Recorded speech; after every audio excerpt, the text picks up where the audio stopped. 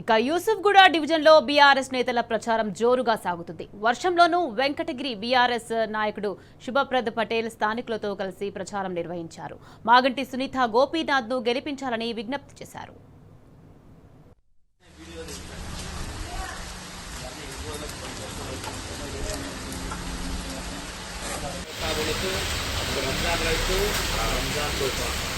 दसरा रहे बतम्मा क्रिसमस रहे Christmas tree ऐसा देके सेक्युलर गवर्नमेंट सबको लेके चले ऐसा सेक्युलर रूल किधर भी टोटल इंडिया में किधर भी